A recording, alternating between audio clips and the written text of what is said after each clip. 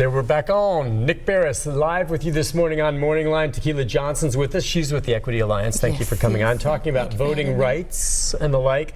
Before we get to the phone calls, we have the lines open. You know, a lot of folks will say, look, some of the changes that are being done right now, Tequila, are to ensure that there is not voter fraud.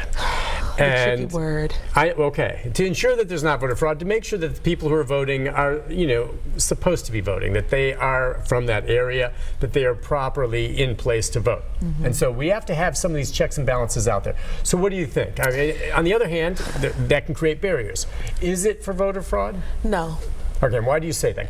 Because the reports of voter fraud are so minimal in the state that it's not even worth looking into. If you compare the numbers of voter fraud cases versus the reports of voter suppression tactics, those two are on two completely different scales. It's like comparing pennies to $1-million bills. Okay. So I think that what we have seen is a lot of these code words, and if you go back in our history during the Reagan administration and those things, and you listen to a lot of the tapes of political operatives that have come out now, and everybody's so shocked, oh wow, this was a code word for racist or this or that. I think voter fraud is the new code word for keeping certain populations away from the polls. We use this word voter fraud because it alarms people. It sets in place this false narrative of patriotism or protecting our country by dividing people that we should be including into the conversation, which is what makes our country our country. Is the inclusion, is the freedom, the choice, the ability to decide and have input on how we're governed. But voter fraud takes that away and makes it about something that is completely not about. It's not about checks and balances, because checks and balances isn't just a one-way street. We have no checks and balances on our election commissions. We have no processes that govern no streamlined process that governs our election commissions. The Secretary of State has not done a good job at outlining one process that every election commission in every county follows, yet we are enacting bills and laws to protect our elections.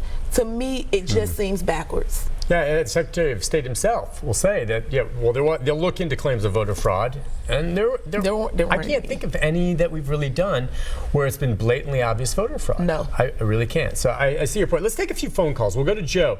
Joe, good morning. Hi, Joe. Good morning, Dick. Just a comment. I don't think the voting machines they're using in Davidson County are probably not used statewide to begin with. Every few years they change the voting machines, and you still, to this very day, you vote, you don't really know where your vote goes to. And it's under the Trump administration, they're making it harder and harder and harder for you to go vote. But you got to have this, you got to have that. It's changing the driver's license, or where you have to have a star on it to go in a federal building or fly on an airplane. That's just another way of keeping up with what people are doing and who they are. They're learning more and more and more about people, about their lives and who they are. And you vote anymore, you don't know what you're going to get for sure. What do you think the voting machines, and the big thing now is supposedly you get a receipt sometimes, depending on the machine and where you live and vote, that maybe will show. I mean, do you have concerns about the machines themselves?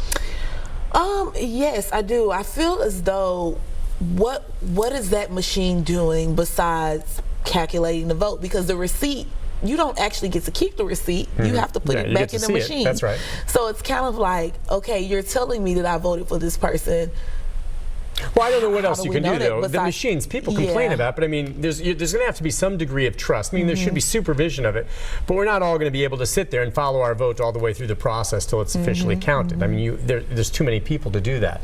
How do you get the trust? I mean, is there something that would make you feel more comfortable with the machines? I mean, that you think would garner, because if people don't think their vote's actually going to be registered once they do that, that's another reason they're going to stay away. Yes. I think there is a certain level of distrust just in general around government, and it's really what's driving voter apathy is people just don't trust the process. And for me, government is what our country's values and principles are steeped in. So it's ironic when I hear a lot of the patriotism and, you know, our country and make it great and all of these things, but that whole message is still promoting distrust in government, which is essentially the foundation of what this country was and how this country was built. So I think what we have right now is a lot of divisive, negative, conflicting messaging, and it is creating mistrust in general. And so every point where the government is involved in any level,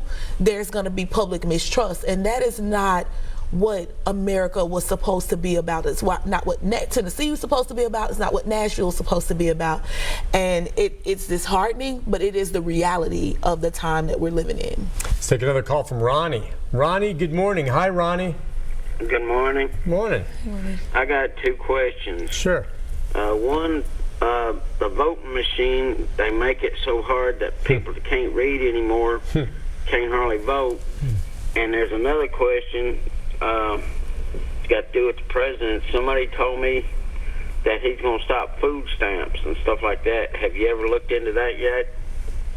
Now, I don't know. That's a little off base on this. I don't know about social programs, what you know, the president or anyone else is doing with regard to food stamps. I mean, they always look at revising those types of things. Yeah, and I'm sure the narrative around a lot of the national organizing is controlling money. It's really all about just control of resources. So I wouldn't be like shocked if he wanted to do that, or if anybody who was in that top 1% wanted to do that, but he doesn't have power himself to do that. That would have to go through different branches of government, which is why government has the layers that it has, so that there can be accountability at both the federal, state, and local level. Yeah. So I know he probably would, but I don't think he can. Yeah, well, that's why, you know, there's checks and balances, and it's so important that you vote on all levels. Especially in the state level. Let's go to Tony. Tony, good morning. Hi, Tony. Hi, Tony. Are you there? Yeah, I'm here. Go ahead. I just had a observation from my working time around Nashville for almost 40 years, and I realized that the temporary companies are using illegals to work here in Nashville. I've actually saw them throw their W-2s in the trash can whenever they got them where I used to work at. Actually throw them in, and so if they have the identification to go through the I-9 forms and actually pass muster through the temporary companies that's using these people, why does that mean they have the IDs to actually go and vote and be considered legals?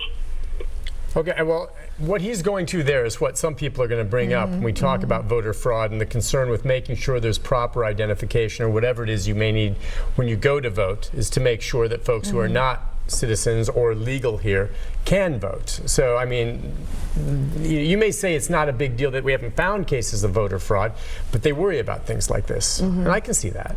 I can understand that as well, but I do want to make sure that people understand that the cases, the small number of cases we've had of voter fraud, have not been because felons have tried to vote or illegals have tried to vote. It has been because elderly people, like the gentleman prior to him said, who could not read or maybe forgot that they had already voted, went back and voted again. Those have been the majority of the voter fraud cases. When you think about a person who is in a country illegally, They aren't trying to vote. They're trying to work and feed their families. Also, you have to register to vote. So I have to have my ID. I have to put my social security number on a form, which a lot of them don't have social security numbers.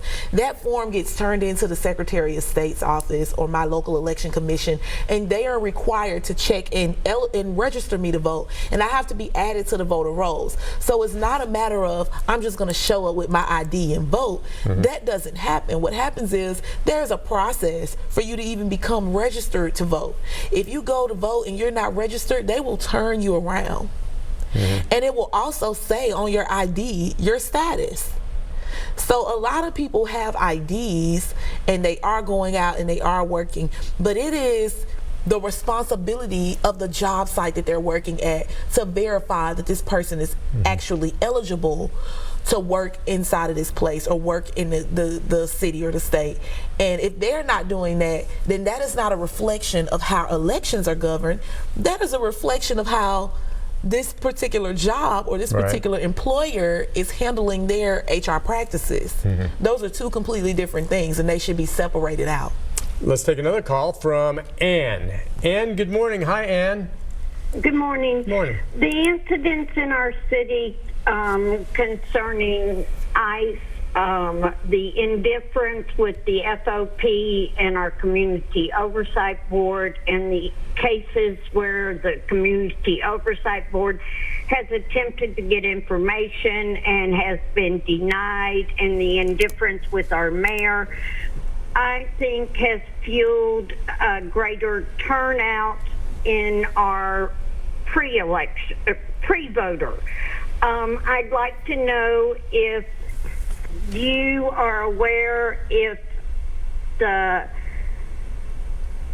voter turnout numbers for 18 to 35 has been higher already, and if you think those incidences is what's fueled our voter turnout more so than property taxes, scooters, and say taxes. All right. So, in early election, the voter turnout numbers for individuals under the age of 35 was around 2%. So far, during the early vote part of the runoff, there's only been around 46,000 people who have gone out to vote out of 500,000 registered voters. So it is safe to say that turnout is not up, turnout is down. In fact, a lot of the decisions that are being made by people who are over the age of 60. So a lot of the people who are making decisions for our city, decisions that will impact us for the next 15, 20, 30 years, may or may not be around to even live through them. But they're the ones voting. But they're the ones who are voting. So no, I don't.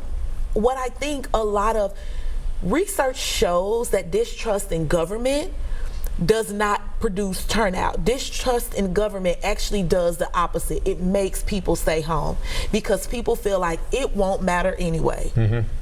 So I think that a lot of the incidents with the mayor and the police and just all of that has pushed a lot of people into their own little habitat, so to speak, where they feel like I'm going to have to impact change in a different way, because since 1965, African Americans and minorities have been voting in record numbers, and there's still record numbers of police shootings.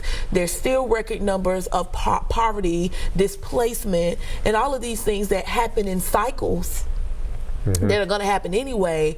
It looks like a result of distrust in government or government not working for the people. And you wonder, because there was a lot of, I think, support for the Community Oversight Board, which passed it. It's something that we have in place now. And if there was hope from those behind it, they're seeing now that they're running into roadblocks, getting the information they want. The COB, I keep waiting to see them come back with something. There have been a couple of cases that they've tried to look at. And so I'm just wondering if that feeds the voter distrust. Like, look, we put this in place, but now even with it in there now, we're finding that that's being held up. Yes. I wouldn't be able to say for sure, but I don't think that it would be on the behalf of COB not doing what it needs to do, but I think it would be more so of elected officials and people in place who are supposed to work with COB not doing their part. And so what I think needs to happen is people need to understand that yes, the COB is in place and it is doing what it is designed to do, but if we're not holding elected officials accountable to make sure that they work with the COB in the ways that they're supposed to, then they get around doing what they're actually supposed to do, and COB is not as effective as it needs to be. Yeah. It doesn't just start with voting. It doesn't just start with putting a community oversight board in place. We have to make sure that we are holding those accountable, the people who vote on our budgets, the people who vote on the police chief, the people who vote on how police can interact with citizens on a state level. We have to make sure that we are holding them accountable, and that is what we need to do to support the COB and some of those community efforts. Take a quick break. Come back. We got more phone calls for you right after this. Stay with us.